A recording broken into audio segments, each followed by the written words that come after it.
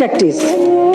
তার মানে কি মুক্তিযুদ্ধের সন্তান নাতিপুতিরা কেউ মেধাবী না, যত রাজাকারের বাচ্চারা নাতিপুতি হলো মেধাবী, তাই না?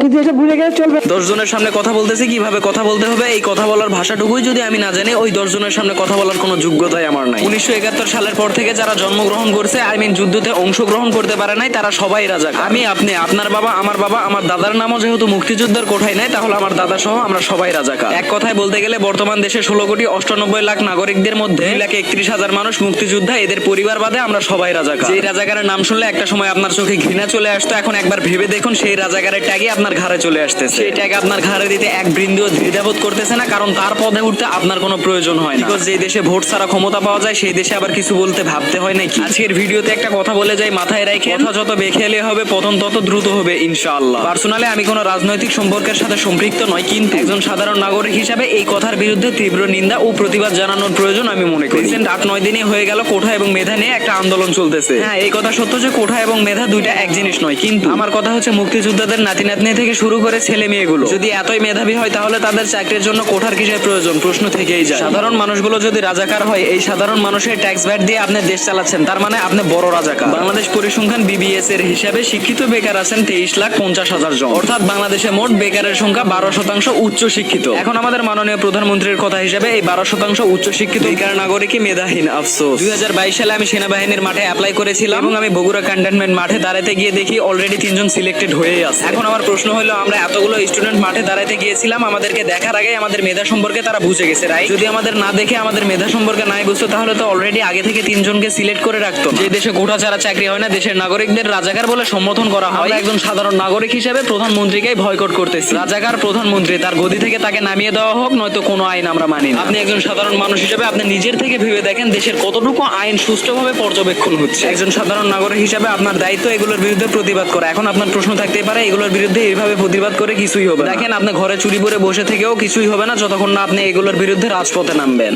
যত রাজাকারের বাচ্চারা নাতিপুতি হলো মেধাবী, তাই না? আফসোস আমাদের দেশ যে পরিচালনা করতেছে তার ভিতরে শিক্ষা থাকতে পারে, কিন্তু সঠিক শিক্ষা নাই আমি মনে করি। কারণ যার ভিতরে সঠিক শিক্ষা থাকবে, সে 10 জনের সামনে এরকম ভাবে কাউকে ছোট করে কথা বলতে পারবে। কথা বলার ধরনটা আপনি একবার খেয়াল করলে দেখতে পাবেন কথার ভিতরে কতটা অহংকার লুকিয়েছিল। এবার যাই হোক, আপনাকেও আল্লাহ তাআলা দিন শেষে বোঝার তৌফিক দান করুন। রিয়েলি একটা দেশ পরিচালনা করে যে তার মুখের ভাষা এতটা ঘৃণিত হবে, এটা আসলে মেনে নেওয়ার মতো কথা নয়। আমি আপনি যদি রাজাকার হই, তাহলে রাজাকার সেও। ধন্যবাদ।